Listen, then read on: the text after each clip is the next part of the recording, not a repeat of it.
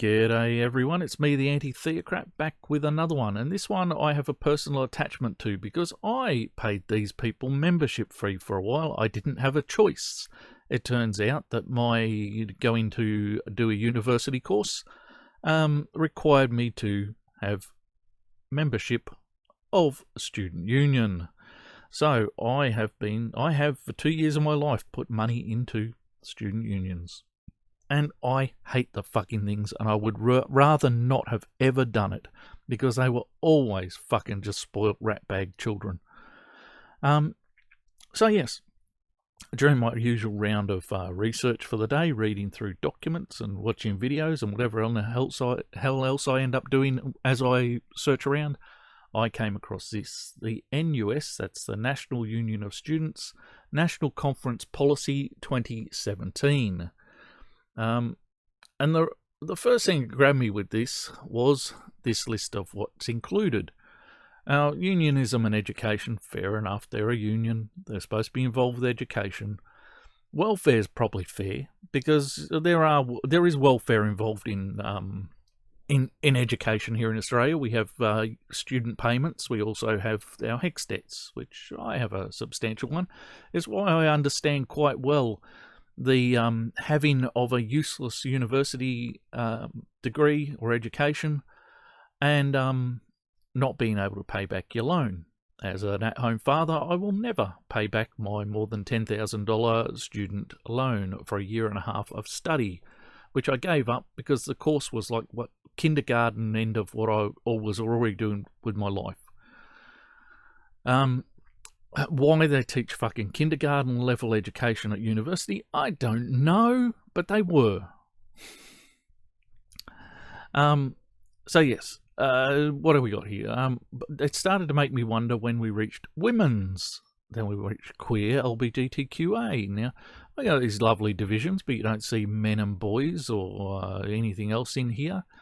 Aboriginal and Torres Strait Islander, disabilities, international, ethnocultural, small and regional. So we've got essentially everything except male. And, well, I guess white could fit in with ethnocultural, but I'm betting your bottom dollar it doesn't. Anyway, in this video, I was planning to just cover the women's section of this 2017 document. The reasons why I'm covering this 2017 document, not looking for a more recent one, is because it has some interesting things in it that I thought would be worth covering. So as you can see, we've got the contents open here on this one, where I started highlighting things to talk about as I was reading through. And we end up at 6.22, Fighting Misogynists on Campus, Protesting the Red Pill. Yes, that's Cassie J's movie, The Red Pill. This was when they were protesting that. And it just turns out that Cassie J is apparently the wrong kind of woman. She should not be represented by a union's women's branch in any way, shape or form. How dare she talk about men and men's rights issues? How dare she, at the end of the movie, and here's a spoiler for anyone who hasn't seen it. By the way, I still have it on DVD, and our local library got it in on my request.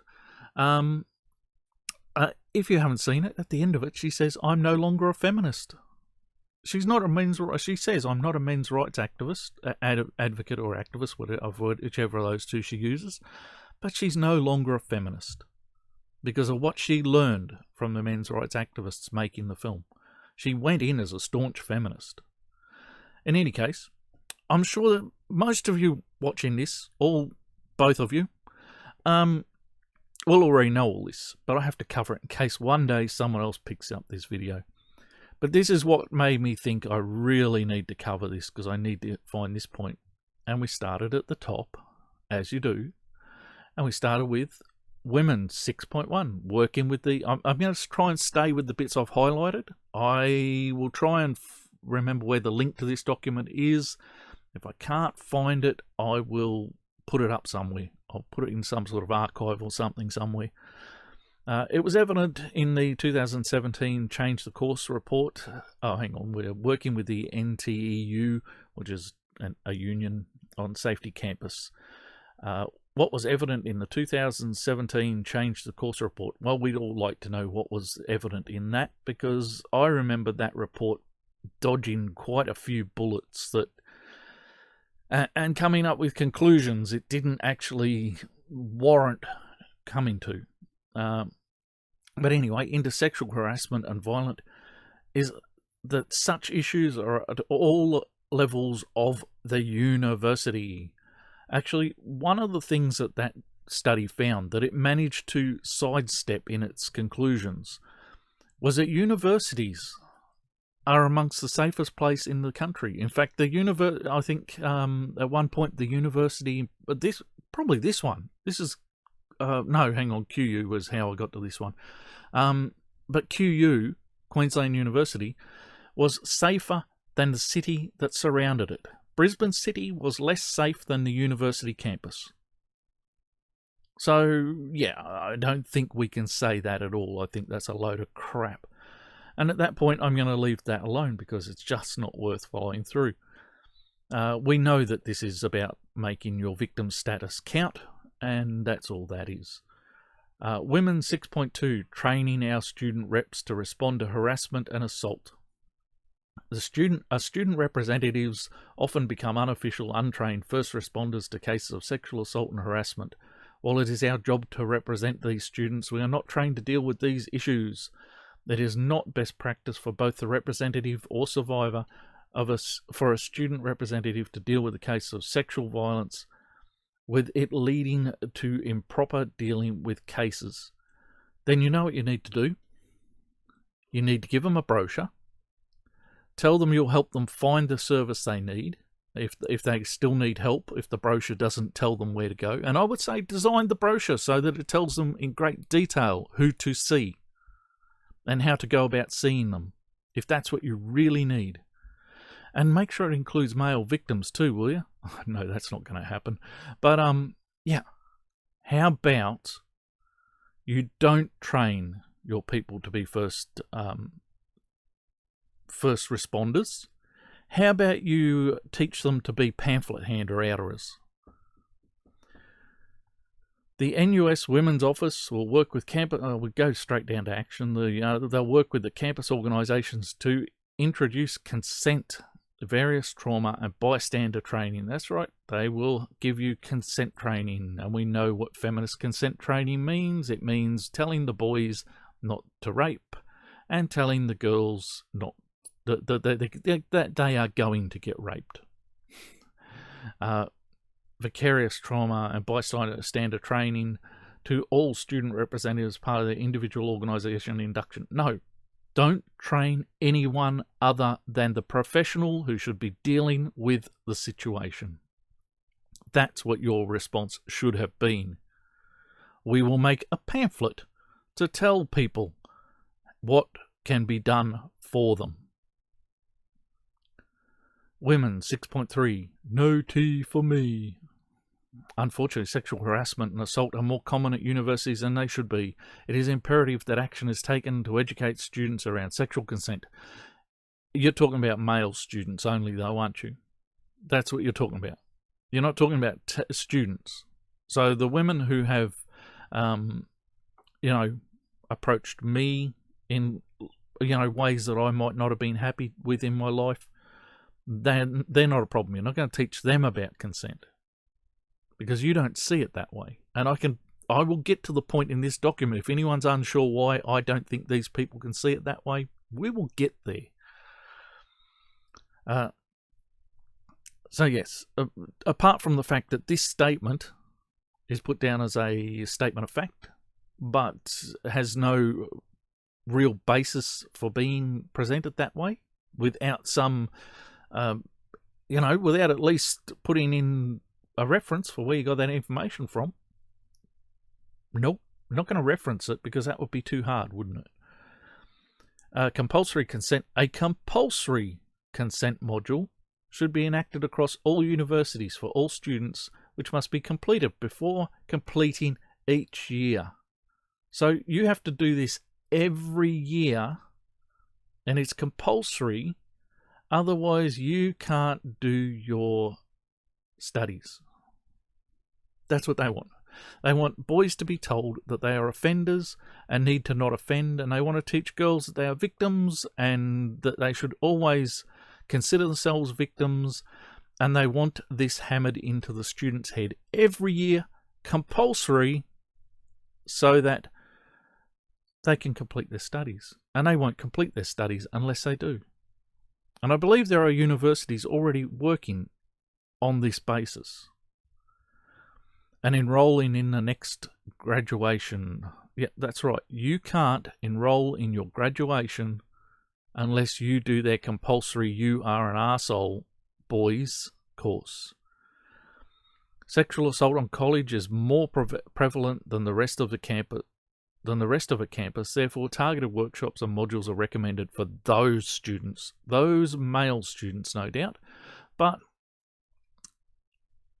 why is it your business to teach all people on colleges for them to know these things that a minority will ever do, and a few more will get accused of probably never having done it? All right. NUS women's officer, in conjunction, I note they have a women's officer. They don't appear to have a men's officer, or at least they don't have a men's officer to offer a report for this particular document. So, interesting note there that they have a women's officer.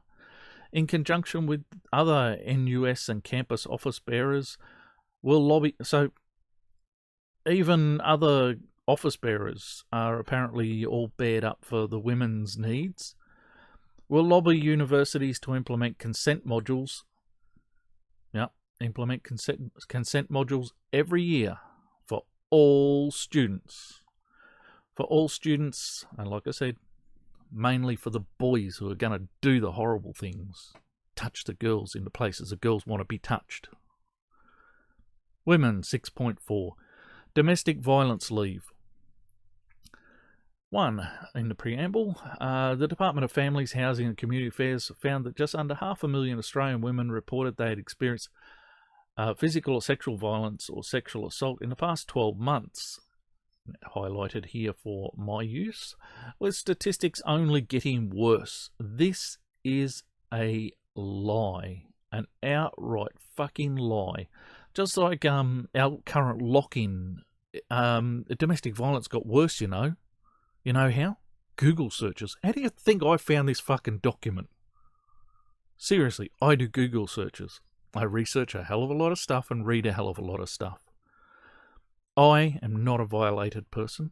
I don't know that everyone who makes a Google search about domestic violence is a violated person. We're all locked in at home. We're all looking for things to do. There's probably a lot of guys out there doing what I normally do, where they would normally be at work. So anyway, yes, this is a lie.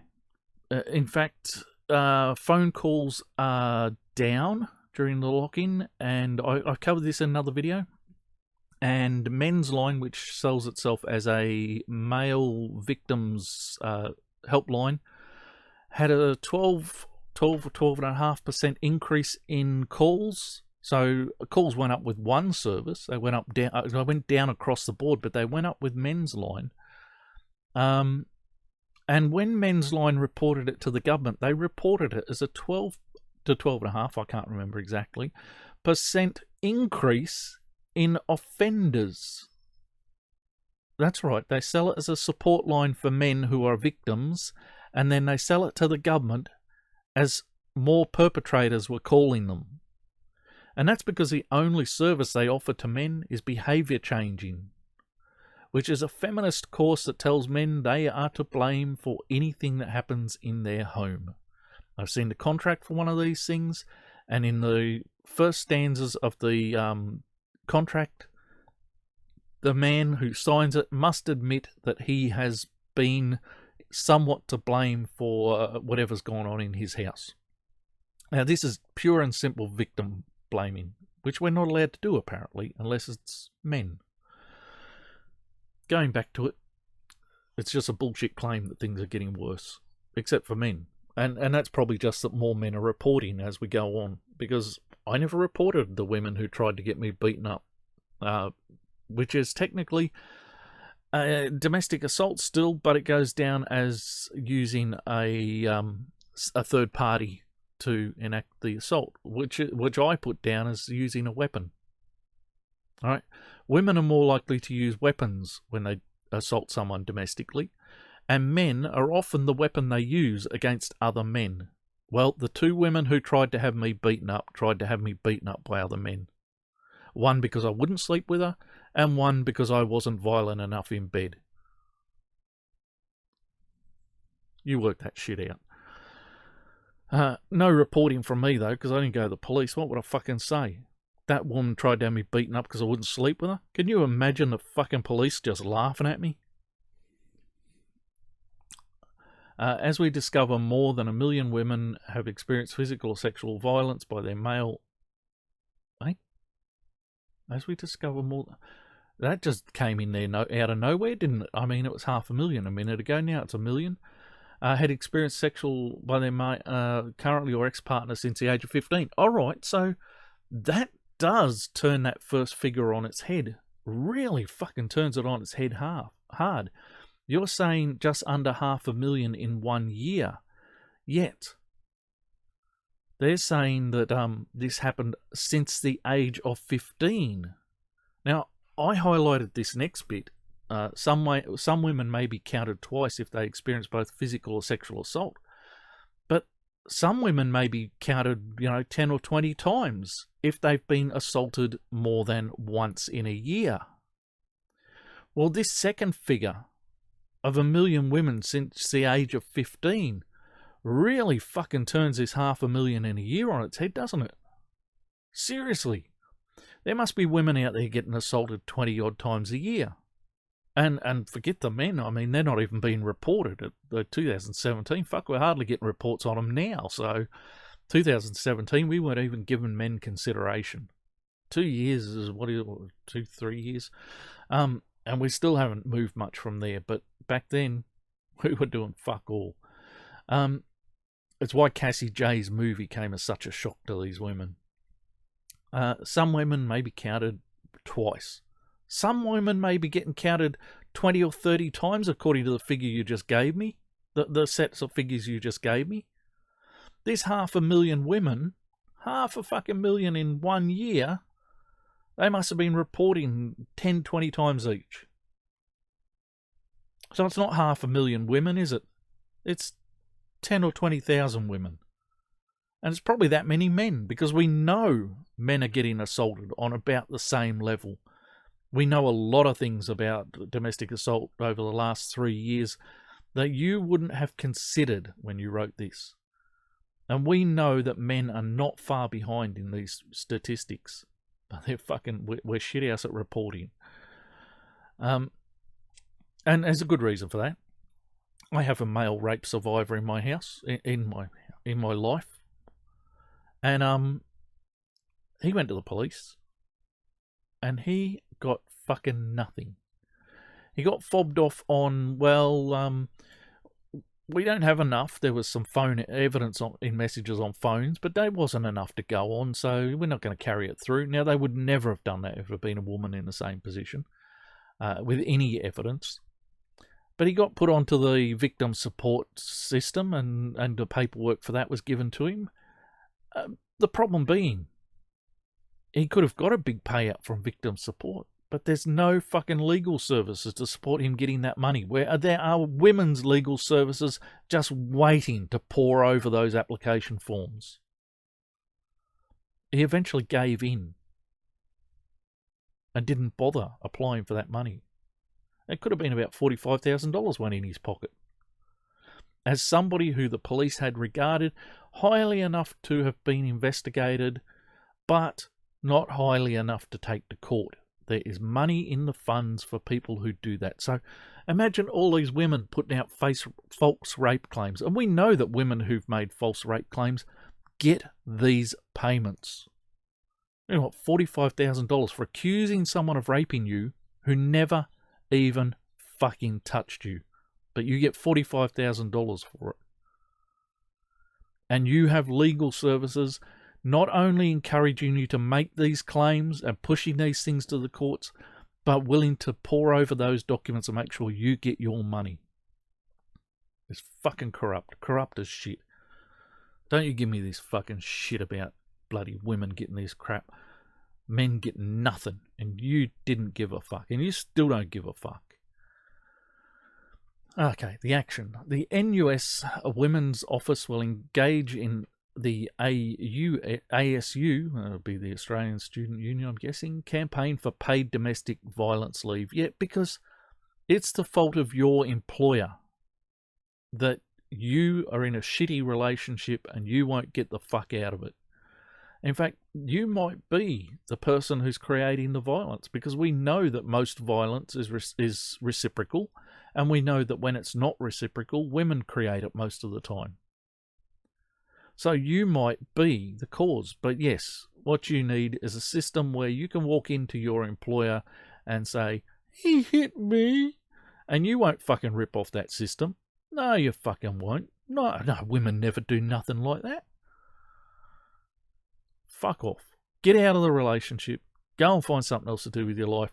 Don't fucking make your employers pay for your mistakes. And I've got to say, that goes for guys too. It's no one, your relationships outside your workplace or your fucking university are nobody's business but your own. And the police, the legal system, they can be involved if it's bad enough.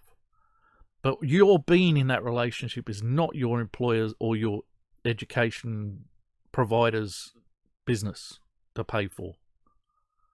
Get fucked.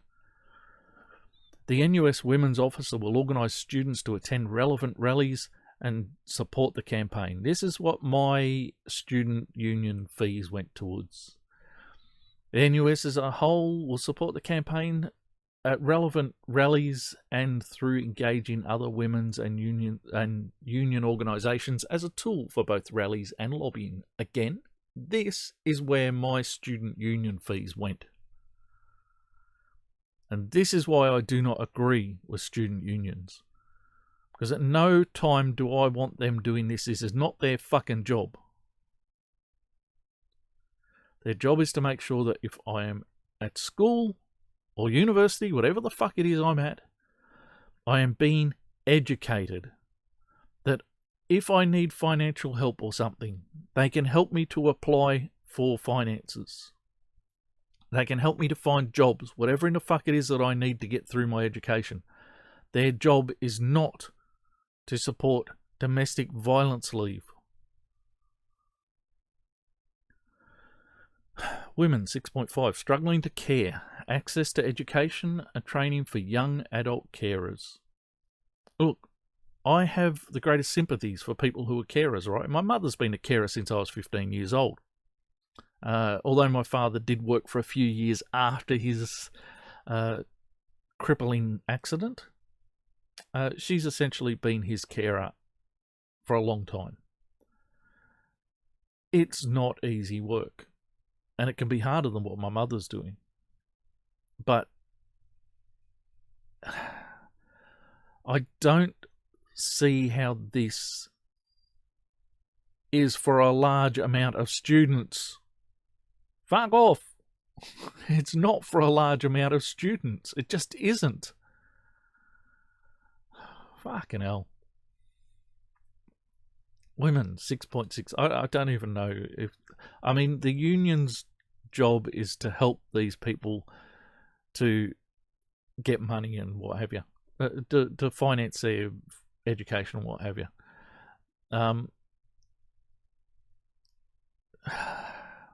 Fucking hell. I've marked one red. That's interesting. What's this? Women, 6.6. My feminism will be intersectional, or it will be bullshit. Women's policy needs intersectionality. Now, this was written into an official union document. Not only does their feminism, because they can't be anything but feminist, need to be intersectional, because they can't be anything but intersectional feminists, but they actually wrote, or it will be bullshit. And then they thought, oh, we better not say bullshit, we just say bulls. They wrote this in to this document. So I'm going to read this, the preamble. 1. Ethically and culturally diverse women, Indigenous women, women with disabilities, sexually diverse women, trans women, and women with low socioeconomic statuses face exclusive and additional challenges. 2. I don't know what they are. I do not know what they are. I guess maybe we'll find out. But they're so different from every other student who goes to a class and has to study. In addition to exclusive challenges, yeah, righto, you've said it twice, it must be fact now, the marginalisation that women face is augmented when faced with different intersections of identity. Righto. I'm guessing that's fact 2 now because you've written it in there. You're just making these statements, brash statements out of nowhere, aren't you? Women with disabilities, you haven't even cited the possibility that there were studies or anything. Women with disabilities are more likely to experience domestic violence, while Indigenous women experience higher and more severe rates of violence than other women. Yes, but we are talking about students largely, and most of them are not in these situations. It's nice that you are considering the wider population, but I'm not sure they're your responsibility. Even so, yes, we know that disabilities, male or female people with disabilities, can be the victims of domestic violence at slightly higher rates. And Indigenous women, well, create their own problems a lot. While it's not a good situation, that's the truth of it. But is this the Indigenous women at universities? Because I'm betting it's not. I'm betting they get mollycoddled. And I know this because I had a young Aboriginal guy work for me a few years back. And we hit it off pretty good. Otherwise he wouldn't have been working for me, I guess. But yes. He then went off to university. And he reported back to me one day. He said, they're offering to give me money for being Aboriginal. What should I do? And I said, take it. I said, it won't be every day people offer you money for free. But yes, you can't tell me that the universities are not bending over backwards for Indigenous people. The young fellow in question was not asking for money. The union approached him and offered it to him because he was from an Aboriginal community. The gender pay gap for Indigenous and Hispanic women. Hispanic women? Hispanic women? You're in Australia, you stupid bitches. And I'm calling you all bitches because even if there's blokes on this thing, and I doubt there is, you're fucking bitches. You are snivelling little bitches, whiny little bitches. We're not in the fucking USA. This is not the place where Hispanic women are getting paid less for doing shitty work because they're all fucking illegals working in hotels as cleaners, right? Fucking hell. And this is where it starts to fall apart. You know it's only getting worse from me. Oh, well, it's already fallen apart. But you know, this leaning on American politics is only going to get worse from here. Is also far greater. So you don't have an Australian study for this, do you? That's why you've gone for Indigenous and Hispanic. And I've got to say that Indigenous people have a more traditional cultural thing. So, you know, Indigenous women are more likely to stay at home and raise the kids while their husbands or partners go out and work. In fact, partners is more common than husbands. And so, yes, there's going to be a pay gap, isn't there? And I know how this works because I'm an at-home father. And I have been for 22 years. I am the pay gap. By my choice. By the choices these people make and by the choices I make. I've worked casual. I have a business that I do not work hard at. I can make my year's income that I was looking for. It's not a living wage, but it's well and truly the income I was hoping for. I can make that in 3 months out of my business. And so I only work 3 months out of my business, work hard for 3 months in my business. That's when I was doing more work. But, you know, I got slacker somewhere along the way. In any case, I know there's a gender wage gap, or I know there's a wage gap. Choices are great things, aren't they? Being able to have them, not having to be the wage earner, not having to work full time to support other people is a great thing. LGBTIQ women are not only more likely to experience depression, they also experience more difficulty accessing appropriate services. Do they? Why? Aren't you helping? Isn't that your job? What do you want? Can you play with me? But you're taking so long. I'm going to keep going too, so if you get out, the faster I get it done. I'm going to be quiet. Oh, you're coming in here, are you? All right. Hey, close the door though. You'll freeze us. Okay. Yeah, there you go. Some fun for you. The platform, NUS acknowledges the need for student movement to develop more intersectional and less exclusive gender-related policies. Yet, this is your women's section, and you have a women's officer. So I'm guessing what you mean is less men?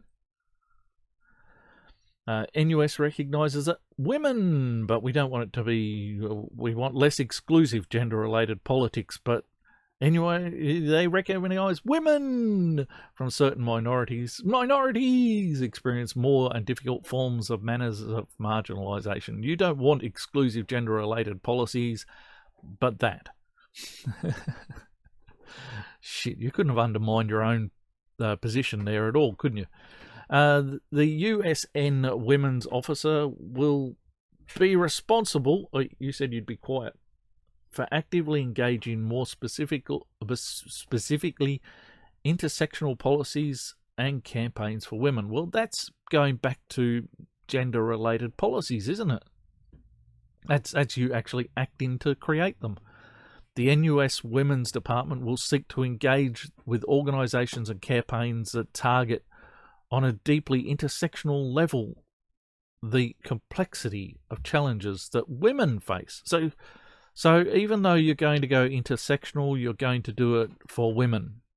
And even though you don't want gender-related policies, you're going to be intersectional and for women. You are being noisy, you know that, don't you? Thank you to Valerie Song and Squishy Kabongas or something, I don't know, for putting that one through. That was a necessary policy, more intersectional feminism. And yeah, I paid fees to these people. Women, 6.7. We need a fair childcare system for mothers. We do? What about for fathers? What about for couples? What about we stop pretending that the two-income family didn't ruin the economy and depress wages? How about all those things we could discuss? The things that require us to have childcare. Okay. 1, affordable. By the way, which are choices? Choices. You gave choices to women, you didn't give them to men. So men still have to go and work for the women who expect them to work. And as an at-home father, I know this firsthand because it's only women who've ever said to me, go and work like you're meant to. It's never been men. Men have given me some shit about being an at-home father many years back. They don't anymore. Men seem to have settled into this idea that we can do this. But women, no way. They don't accept my having choices. There's a balloon being bounced around my office. Will you go out and leave me to do this? Can't do it. Affordable and accessible early education is critically important for parents, particularly women. What? Why particularly women is in here? Accessible early education would be important for children, I assume. What? What? Just what? 2, women, particularly single women who need to balance parental responsibility. Yeah, look, nobody asked you to be a single mother. Nobody told you this was a good idea. I understand. You can get this way and not have meant to have done it. And you could have a genuine concern for not wanting to have an abortion, although this group of people would say that you should have. They're driving that plan, and we'll come across that. But yes, this is about single mothers. Well, I'm sorry, I didn't tell you to make that choice in your life. And if it was the falling apart of a relationship, maybe you should have worked on it harder. Maybe you shouldn't have had kids before you knew your relationship was stable. Maybe you shouldn't have just never got in a relationship but decided kids would be your thing. Whatever it is, whichever choice you made that made you a single mother is not my responsibility. I don't know why I have to pay for it or be responsible for it. Who needs to balance parental responsibility with study commitments? Then either be a parent or a student. Don't balance it. It's not that hard, really. Are particularly at risk of being adversely affected both academically and financially if they do not have access to affordable childcare. I don't care. I just don't care. The NUS Women's Officer will aim to run a campaign that creates awareness around the difficulties faced by single mothers and single parents who are also students. So you didn't really mean... You couldn't say single fathers, could you? It had to be single mothers and single parents. Single fathers don't warrant a word there. No, we can't say...